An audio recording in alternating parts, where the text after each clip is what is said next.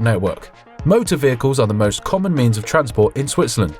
Nevertheless, in rail travel, the Swiss are world leaders, with each inhabitant covering an annual average of 2,400 kilometers by train. Switzerland's public transport system has staggered a trail marked by developments and innovations and is now among the world's best. Switzerland is firmly associated with its public transport system, which boasts a glorious history and is unique worldwide. Several engineering features accomplished early on, the first steamship to operate in the 19th century, which also marked the inception of the world's longest rail tunnel and Europe's first mountain railway.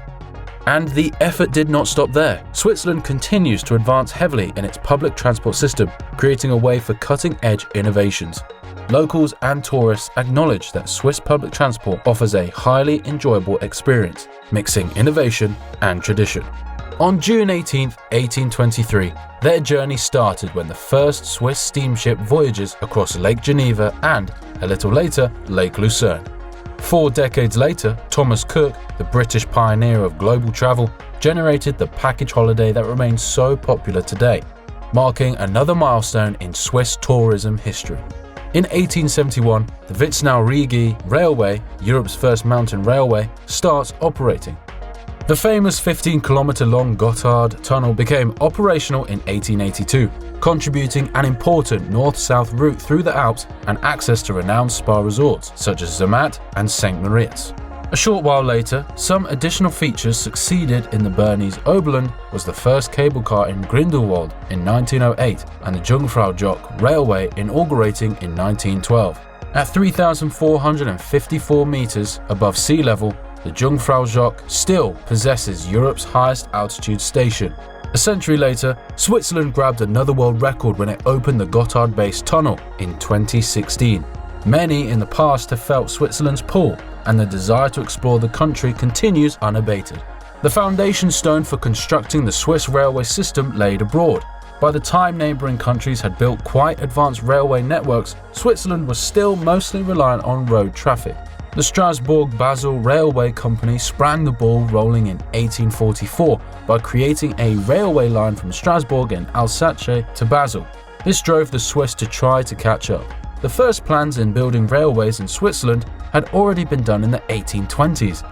Negotiations prolonged for over 25 years because of political instability and the canton's contrary interests.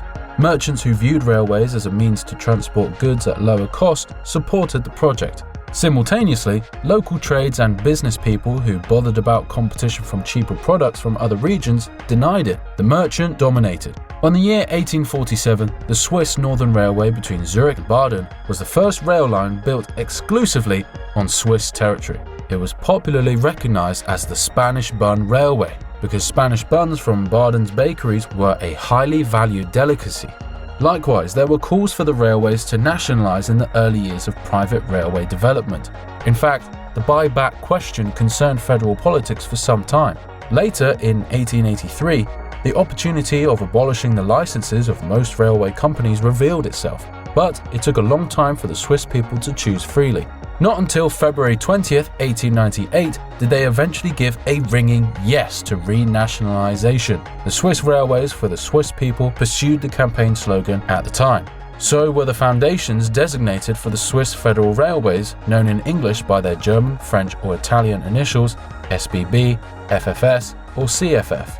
The SBB began working in 1902. 4 of the 5 main railways were nationalized: the Central Railway, the Nord-Eastern Railway, the United Swiss Railways, and the Jura-Simplon Railway. The Gotthard Railway arose in 1909. Switzerland was an early settler in the electrification of railway lines.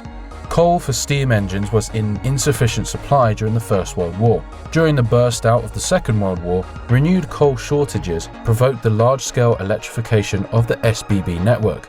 Rail electrification proceeded with its service after the war. The last SBB steam locomotive was withdrawn in 1967. Because of that, the whole Swiss railway network has been entirely generated by electricity, the first of its kind.